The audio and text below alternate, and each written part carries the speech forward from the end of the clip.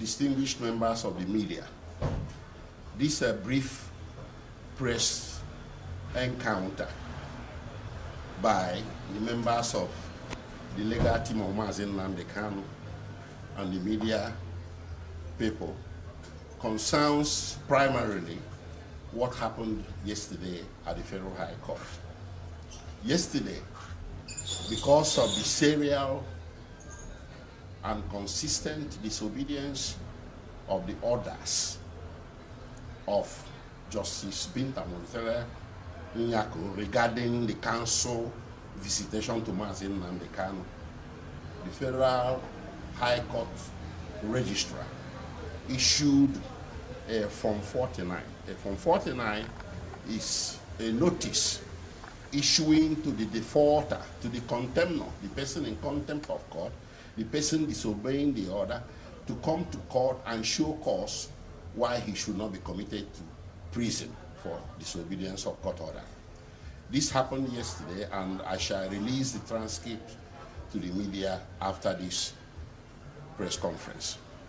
Now, the idea we got, it is very self-evident that the DSS, the DG of the DSS, Mr. Adeola Oluwatoshi Ajayi, is not acting in vacuum. He's acting on the authority of an advice, legal advice rendered to him by the Office of the Attorney General of the Federation and their private lawyer, Ashowaju Adibuega Awomolo, SAN. That legal advice is this, that by virtue of the recusal of Justice Binta Nyako from Kanu's case, all the orders she made in relation to that case are now null and void. They actually took a step by filing a court process at the Court of Appeal stating the same thing, that all the orders issuing from Justice Binta Nyako are now null and void. Evidently, that legal advice has not been retracted, and that is why the new DG of DSS, Mr. Ajayi, is refusing us, lawyers Kanu, from having any visitation whatsoever with him as ordered by the court. You will recall that Justice Binta Nyako ordered that counsel to Kanu, the legal team, should be given a 3-day visitation regimen every week, which are supposed to be on Mondays, Wednesdays, and Fridays. But since 27 September, and pursuant or after the recusal of Justice Binta Nyako, DSS has consistently refused us entrance into the facility to see Kanu. And in fact, on 23rd, which was on Wednesday, we were barricaded. We were stopped at the very first gate of DSS from even going inside. This is a travesty of justice. When you disobey the order of court, no court should take it lying low. And this was why the Registrar of the Federal High Court issued that notice to Mr. Ajayi yesterday. Now, let me say this. When they filed this legal process in court, seeking to nullify all the orders issuing for Justice Binta Nyako, we did not go to sleep. We also filed a counter process in response, stating to the court that if in fact the orders issued by Justice Nyako are now null and void, then that must include, as a matter of logic, it must include the very order she issued, which was the first one that led to the remand and detention of Kanu. So if the government is now arguing that the order of visitation is no longer valid by virtue of that recusal, then the order of detention shall also not be valid. This is our argument. So we use this opportunity to make the point that this continuing misconduct by the DSS, which is unconstitutional, is number one thing that is complicating the trial of Mazen Nnamdi Kanu that there's so much desire. Pray, how can you try a man? How can you subject a man to trial for capital offenses when you do not allow his lawyers to see him? This is why we're opposed to trial.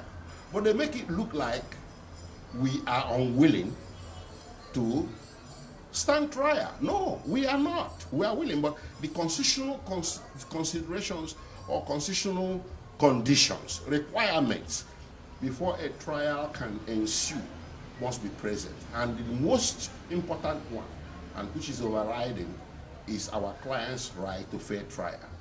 You cannot have fair trial in the absence of lawyers having access to the defendant to prepare him for trial. So this notice that was issued yesterday has become the climax of this serial contempt of orders of court by the DSS.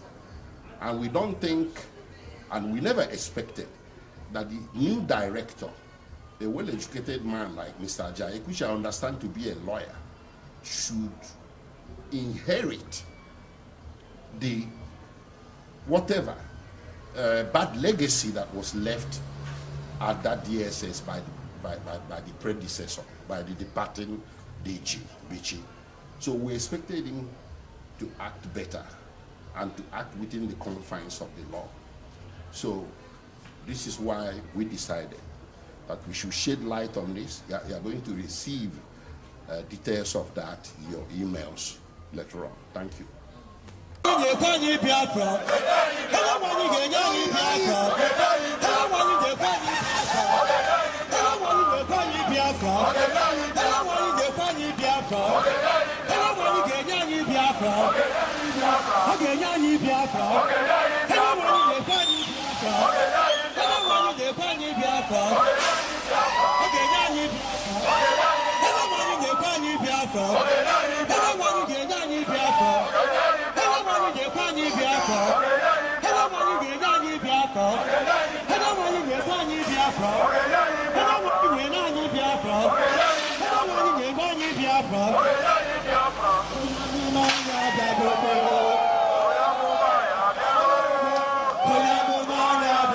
On the lower court. So I was actually surprised that a high court have refused to obey or abide by the determination of a Supreme Court judgment. And then take the only part that is against him and then refuse to apply the part that is in favor of him. This cherry picking of what was contained in the Supreme Court judgment is what I'm against. Yes, that's correct. It should be implemented holistically. Yes. I'm not against facing any trial. Judgment. After all, I'm innocent, so they have not been against me. But there cannot be any trial when key sections of the Constitution and a key Supreme Court judgment has been violated by a court of law. So you will be patient for the case to go back and come back to the court? This is my 4th year in solitary confinement in detention. The 5th year will not kill me. Sorry, what if the case is also reassigned back to her? Will you still be comfortable? It's not going on. No, it won't happen. It won't happen. It doesn't happen. It doesn't happen that way. It doesn't happen that way at all. Thank you very much. These are the things that the public must understand. Most of you journalists, the legal correspondents, you don't take time to actually study some of these rulings and judgments. Go and study. In fact, I'll give you... Bring that envelope. Bring the envelope. Look at it here. Look at it here. Look at it. I'll give it to her because I think she's a bit more... Give her the Supreme Court judgment. Can you hold this for me? She can... I want to let the whole world understand something. Very, very clear. In all this is judgment of the Supreme Court. It made it very clear that even that the impartiality of the judge is questionable. Suspect. And is here. Where is it? Please do bear with me. It says it here. I like what is it. Page? What is that again? Where it says page 18. all these things are online. Is it not page 18? All these things are online. So I suggest that the journalists in this country actually take out time to do some basic research. It's not difficult, just minor research. You will understand the vacuousness, the emptiness of all the charges against me. Okay. They kept switching the charges. Yes. They said I committed this crime in England, isn't it? Yes. I made a broadcast in England. Yes. And in 9 charges leveled against me, this place where I committed this crime was London in the United Kingdom. Yes. When my lawyers came to see me, I had a discussion with them about how I'm going to defend myself. I told them that no court in Nigeria has jurisdiction to try me. Because since this offense was committed in England, so they said, it's only a UK court that can give a Nigerian court the authority to proceed, isn't it? Yeah, based on that, they removed London. Based on that, they now amended the charge again and removed London. Location of the broadcast. Location of the broadcast. Contrary to section 196. 174 of the Terrorism Prevention Act 2022. In violation of their own laws. Violation of their own laws. And you want me to stand trial under such circumstances? Is that possible? Nnamdi Kanu to stand trial where these shenanigans are going on? It's not possible. Because the Nigeria